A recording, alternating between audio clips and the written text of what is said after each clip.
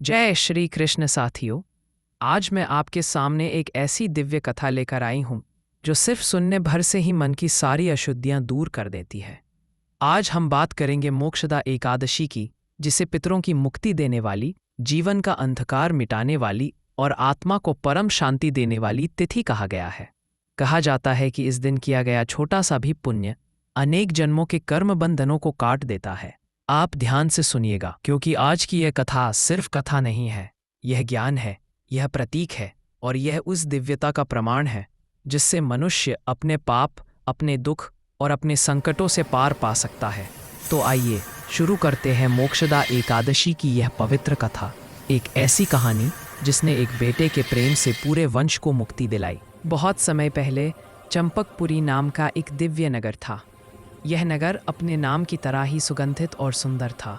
सड़कों के किनारे चंपा के पेड़, हवा में फूलों की महक, धर्म और मर्यादा से भरी हुई प्रजा। और इस नगर का राजा था महान वैखासन। केवल राजा नहीं, एक आदर्श पुत्र, एक दयालु शासक और ईश्वर के महान भक्त थे। उनकी प्रजा उन्हें अपने पिता का रूप मानती थी।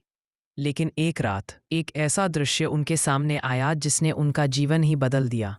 उस रात राजा ने सपने में देखा, उनके पिता जो अब इस संसार में नहीं थे, उन्हें नरक की भयानक अग्नियों में तड़पते हुए। चारों ओर चीखे, अंधकार, गरजती हुई ज्वालाएं और उनके पिता की करुण पुकार, बचाओ पुत्र, मुझे इस घोर पीड़ा से बचाओ। राजा वैखासन नींद से चीखते हुए उठ गए। उनका शरीर कांप रहा था, हाथ कांप रहे थे, आंखों से आंसू रुक ही नहीं रहे थे। उन्होंने तुरंत अपने राज्य के श्रेष्ठ ब्राह्मणों की सभा बुलाई। राजा रोते हुए बोले, हो विद्वानों, मैं एक राजधर्म निभा सकता हूँ, एक प्रजा धर्म निभा सकता हूँ, पर आज एक पुत्र अपने पिता को इस अवस्था में देखकर टूट गया है। कृपा कर बताइए मैं क्या करूँ। सभी ब्राह्मण एक दूसरे की ओर देखने लगे। सबका उत्तर एक था, हे राजन, यह हमारे सामर्थ्य से बाहर है। इसका समाधान केवल पर्वत मुनि ही बता सकते हैं। वे त्रिकालज्ञानी हैं, उनके पास ही इस दुख का उपाय मिलेगा।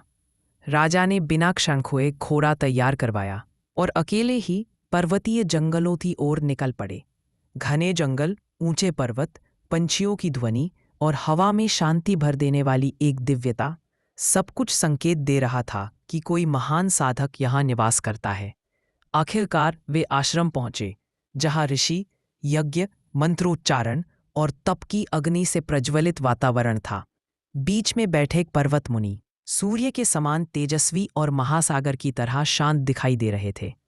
राजा ने उनके चरणों में गिरकर पूरा स्वप्न सुनाया। मुनि ने ध्यान लगाया, कुछ समय तक मौन रहे, फिर अपनी आंखें खोलकर बोले, हे राजन, आपके पिता अपने पूर्व जन्म के पापों के कारण नरक में यातना सह रहे हैं। उन्हें मुक्ति चाहिए और उसका केवल एक उपाय है, मार्गशीर्ष शुक्ल एकादशी, जिसे मोक्षदा एकादशी कहते हैं। यदि आप इस व्रत को पूर्ण श्रद्धा, नियम और भक्ति से करेंगे और इसके पुण्य को अपने पिता को अर्पित करेंगे, तो वे तुरंत नरक से छूट जाएंगे। राजा के हृदय में आशा की किरण जाग उठी। वे प्रणाम कर वापस लौट आए।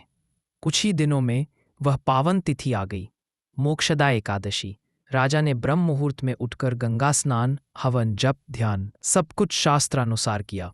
उन्होंने पूरे दिन एक दाना तक ग्रहण नहीं किया।